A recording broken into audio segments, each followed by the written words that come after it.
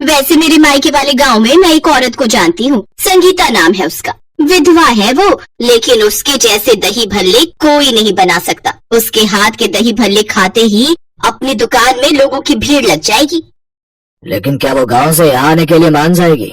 हाँ, अभी साल भर पहले ही उसके पति का देहांत हुआ और वो काम भी ढूंढ रही है। अगर हम उसे यहाँ रहने के लिए कोई कमरा दे दें तो वो जरूर यहाँ आने के लिए मान जाएगी। ठीक है, तुम उससे जाकर बात करो।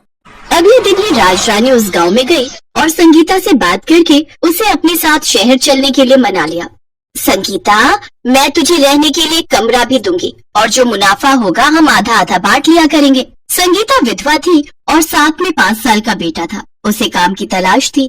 राजरानी के साथ शहर आ गई। फिर राजरानी ने उसे रहने के लिए कमरा दिया। जल्दी सेठ ने दुकान तैयार करवा दी। अब उस दुकान में राजरानी काउंटर में बैठकर पैसे लेने लगी और संगीता दही भल्ले बनाने लगी। कुछ देर बाद उनकी दुकान में एक आदमी आया और दही भल्ले खाकर कहने लगा, वाह बहन जी, क्या स्वाद है इन दही भल्लों में, मजा ही आ गया। हाँ, हमारी दुकान है ही ऐसी, जो एक बार खाएगा वो जरूर यहाँ आएगा। हफ्ते भर सेठानी ने मुनाफा आधा आधा किया। अब ये सिलसिला कुछ महीनों तक ऐसे ही चलता रहा। दिन पर दिन उनका मुनाफा बढ़ता गया। ये देख अब सेठानी के मन में लालच आ गया। राजरानी, मजा तो तब है जब सारा मुनाफा सिर्फ अपनी जेब में आए, फिर तो हमारी कमाई कितनी ज्यादा बढ़ जाएगी। ठीक है, मैं आज ही संगीता से इस बारे में बात करती हूँ। सेठानी संगीता से बात करने गई। संगीता, अब तू तो जानती है कि महंगाई कितनी बढ़ गई है, सामान भी कितना महंगा आता है और ऊपर से दुकान की बिजली का बिल वो सब भी भरो। अब न ये आधा मुनाफा मुझे जम नहीं रहा, तो अब ऐसा करते हैं, मैं तुझे रोज के 200 रुपए दे दिया करूंगी, ठीक है ना? लेकिन सेठानी जी, हमारी बात तो आधे मुनाफे की हुई थी ना, फिर अब आप अपनी बात से पीछे क्यों हट रही हैं? लगता है संगीता तेरे मन में लालच आ गया है। लालच मुझ में नहीं, आप में आया है। अब दही भल्ले ज्यादा बिकने लगे हैं, इसलिए अब आप ज्यादा मुनाफा कमाने के चक्कर में मुझे 200 रुपए दिहाड़ी ही देना चाहती हैं। अच्छा, अब तो मुझसे बहसबाजी करेगी? अरे मेरी ही गलती थी जो तुझे यहाँ ले आई, तुझे यहाँ रहने का कमरा दिया, काम दिया, और अब तो मुझे ही आंखें दिखा रही है।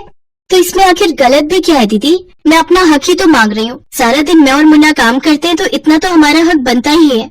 सेठानी गुस्से में आ गई और उसने संगीता को अपने घर से और दुकान से निकाल दिया। संगीता पार्क में बैठकर रोने लगी। बेटा, अब हमें गांव लौटना होगा, हमारे यहाँ अब कोई ठिकाना नहीं। माँ, हमारे पास थोड़े पैसे हैं, तो क्यों ना हम खुद के ही दही भल्ले बनाकर बेचें? संगीता ने किराए पर एक झोपड़ी ली, फिर एक पुराना ठेला खरीदा और उन बचे हुए पैसों से दही भल्ले का सामान और 3 दिन बाद अपने ठेले पर सड़क किनारे दही भल्ले बेचने शुरू किए। अब उसके पास लोगों की भीड़ लगना शुरू हो गई। कुछ ही देर में उसके सारे दही भल्ले बिक गए। उस पहले दिन ही उनकी खूब कमाई हुई। इतने सारे पैसे, ये तो सेठानी के आधे मुनाफे से भी बहुत ज्यादा है। अब हर रोज वो जितने भी दही भल्ले बनाती वो सब बिक जाते। दोनों माँ बेटे खूब पैसे कमाने लगे। उधर दूसरी तरफ सेठानी ने एक दूसरी औरत को अपनी दुकान पर रख लिया था, लेकिन उसके बनाए दही भल्लों में वो स्वाद नहीं था जिन्हें खाने के बाद ग्राहक ने सेठानी से कहा, दीदी बुरा मत मानो, लेकिन इन दही भल्लों में अब वो पहले जैसा स्वाद नहीं है। खाना है तो खाओ, नहीं तो चलते बनो। एक तो सेठानी के दही भल्ले में अब स्वाद नहीं था, ऊपर से ग्राहकों से उसका व्यवहार भी ठीक नहीं था, जिस वजह से कुछ ही दिनों में ग्राहक गायब होते गए। अब मुनाफा तो छोड़ो, उसकी लागत भी नहीं निकल पा रही थी, जिस कारण उसे अपनी दुकान बंद करनी पड़ी। और दूसरी तरफ संगीता ने इतनी तरक्की कर ली कि खुद की एक दुकान खरीद ली और उसमें दही भल्ले बनाकर बेचने लगी और खूब मुनाफा कमाने लगी। मंगला, कहाँ हो? हमें देर हो रही है, जल्दी से ताला लगा कर आओ। आज दशहरे का दिन है, हमें समय से बाजार पहुंचना है। सब लोग अपना ठेला लगाने पहुंच गए होंगे, हमें भी अपना आलू टिक्की का ठेला समय पर लेकर पहुंचना चाहिए। अरे आ गई, बस चलो, मुझे भी पता है आज दशहरे का मेला है, तो हमें समय पर पहुंचना है। भगवान की कृपा से दशहरे के मौके पर अच्छी कमाई हो जाए, फिर हम इस साल अपने घर की छत को पक्का करवा लेंगे।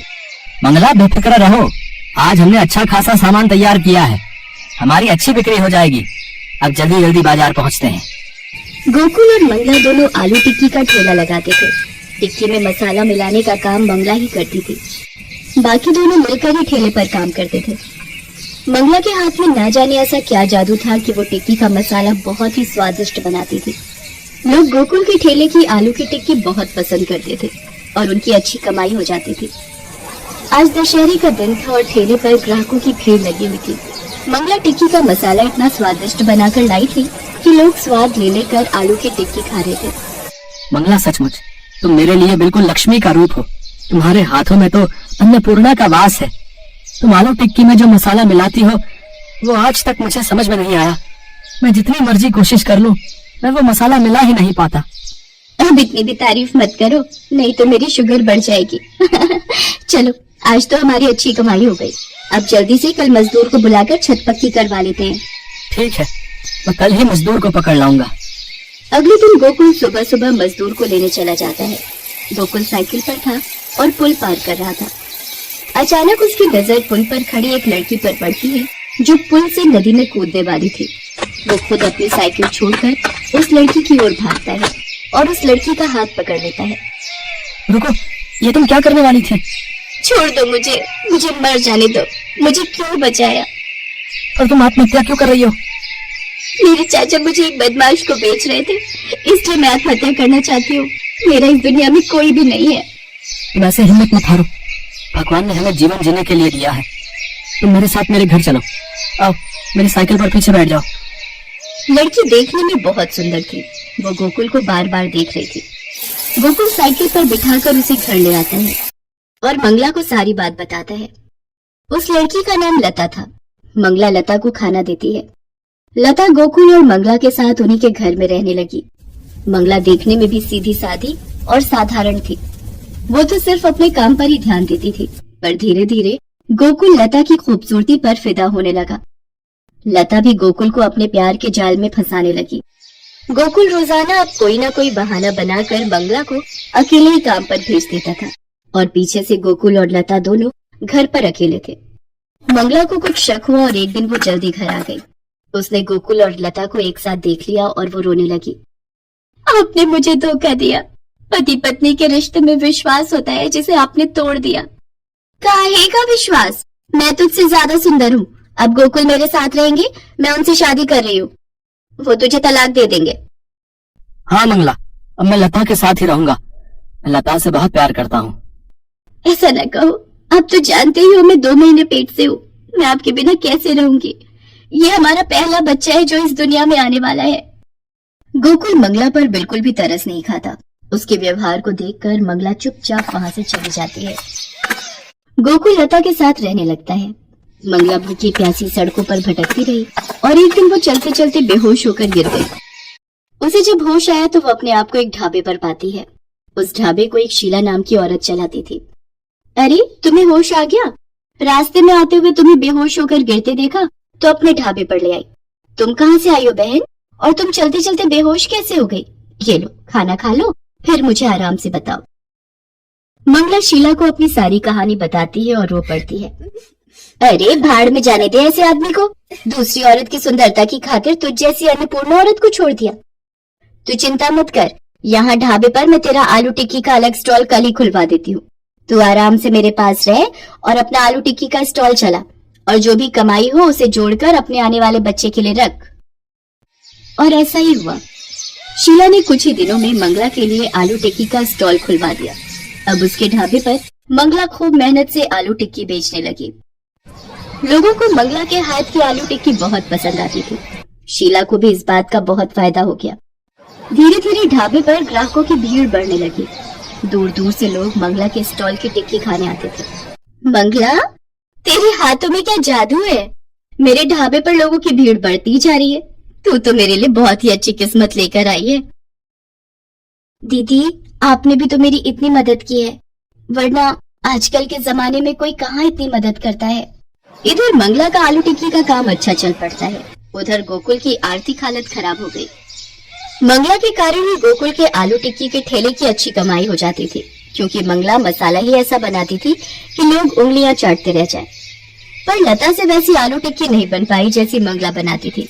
इसी कारण गोकुल का आलू टिक्की का ठेला बंद हो गया और वो बिल्कुल बर्बाद हो गया।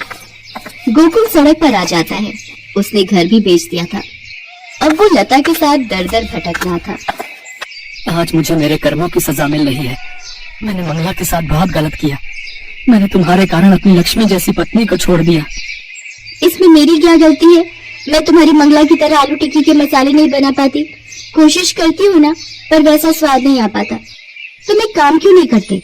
तुम मंगला से ही कह दो कि वो मुझे अपने जैसा आलू टिक्की का मसाला बनाना सिखा देगी, फिर तो हमारा काम चल जाएगा। मैंने सुना है एक ढाबे पर वो आलू टिक्की का बड़ा स्टॉल चलाती है और उसका काम बहुत अच्छा चल रहा है। एक दिन दूर से मैंने उसे देखा था, पर उसके पास जाने की मेरी हिम्मत नहीं हुई। मैं किस मुंह से उसके पास जाऊंगा? मैंने उसके साथ अच्छा किया ही क्या है? गोकुल मंगला के पास जाने के लिए मना कर देता है, पर एक दिन मंगला लता को बाजार में मिलती है। मंगला की गोदी में बच्चे को देखकर लता रो पड़ती है। मंगला, मुझे माफ कर दो, मैंने तुम्हारे साथ अच्छा नहीं किया।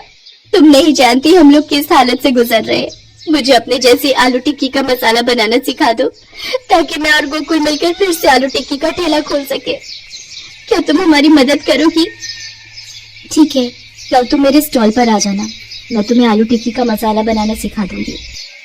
अगले दिन लता मंगला से आलू टिक्की बनाने की विधि सीखने जाती है। मंगला उसे सिखा तो देती है, पर लता के हाथों में अब भी वो बात नहीं थी जो बात मंगला के हाथों में थी। गोकुल जानता था कि मंगला जैसी आलू टिक्की लता कभी नहीं बना पाएगी। उसने अपनी पत्नी, अपने बच्चे, अपना काम, सब कुछ अपनी गलतियों के कारण तबाह कर लिया और मंगला ने पीछे मुड़कर नहीं देखा। वो लगातार आगे बढ़ती रही। मंगला आलू टिक्की वाली के नाम से आज 12 दुकानें उस शहर में बन गई थी। मंगला आलू टिक्की वाली के नाम को लेकर लोग बहुत कमाई कर रहे थे। लोग मंगला का इंटरव्यू लेने आते थे, जिसमें बोलते बोलते मंगला की आंखों में आज भी आंसू आ जाते थे। पर अपने बच्चे की किलकारी सुनकर वो हंस देती थी, क्योंकि उसको जीना था अपने बच्चे के लिए।